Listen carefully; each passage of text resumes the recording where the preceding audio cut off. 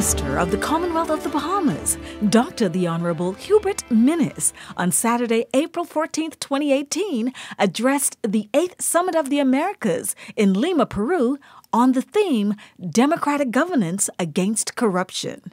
The Prime Minister indicated that the Bahamas firmly endorses the tenets of the Lima Commitments document and that his government has adopted as a core governing philosophy a non-tolerance for corruption. Some 22 years ago, member states and governments took the bold step of adopting the Inter-American Convention Against Corruption, the first international agreement of its kind. They recognized the need to root out corruption at the foundation of the inter-American system as being necessary for the preservation and strengthening of democracy. Members understood the social cost of corruption, which distorts our economies and the allocation of resources for development. Members further recognized the negative impact of corruption as a hidden and illegal tax on trade, economic development, growth, and investment.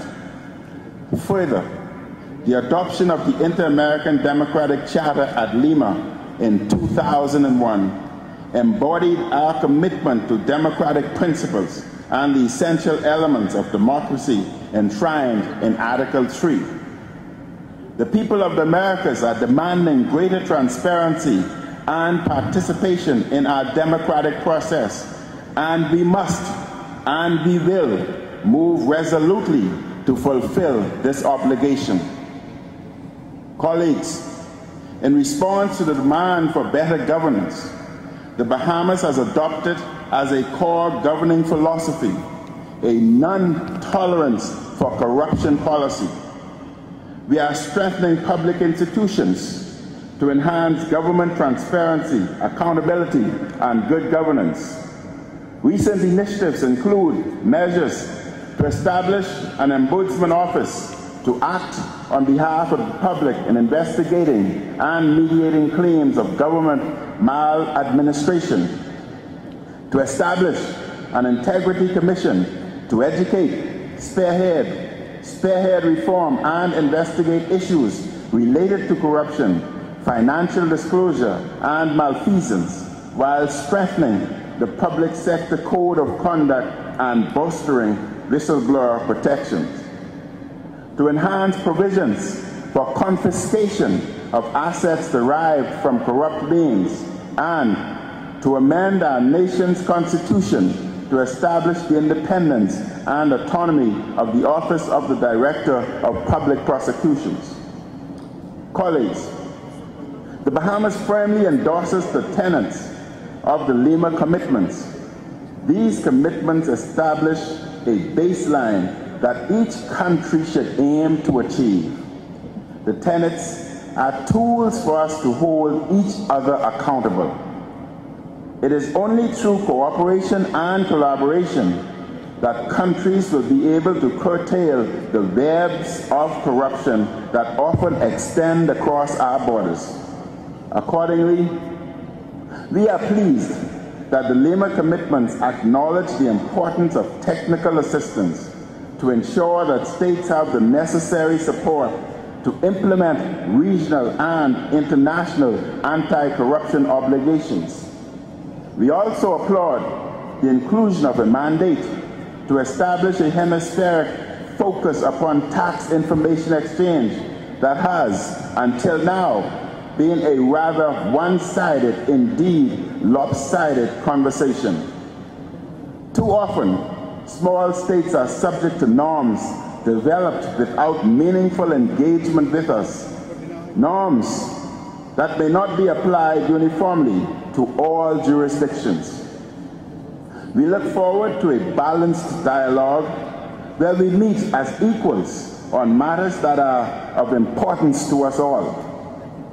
When setting regional or international standards, there is a need to minimize unintended consequences that negatively impact small economies in the hemisphere, especially then devising regulatory mechanisms.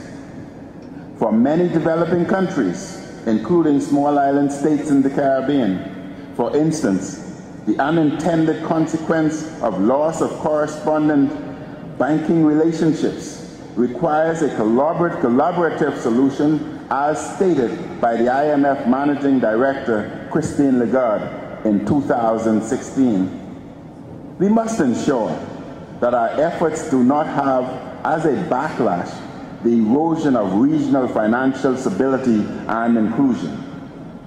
Colleagues, the Bahamas is pleased with the prioritization of education in the Lima commitments, given the important role education can play in preventing corruption and bolstering democratic governance. Last February, in the Bahamas, our hemisphere took a momentous step forward by adopting the Inter-American Education Agenda. The agenda solidified our collective commitment to education cooperation and agreement that the provision of quality, inclusive, and equitable education is the precursor to sustainable development.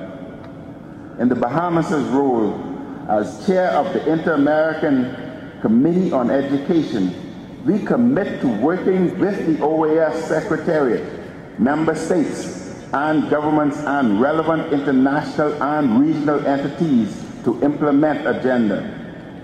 Colleagues, as I close, I admonish all of us here in Lima to let our efforts be the catalyst for a new era of responsible, accountable, and transparent governance across our hemisphere.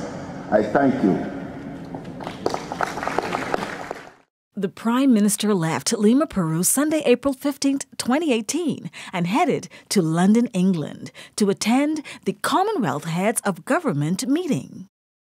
I'm Synovia Williams, and this has been a BIS Update.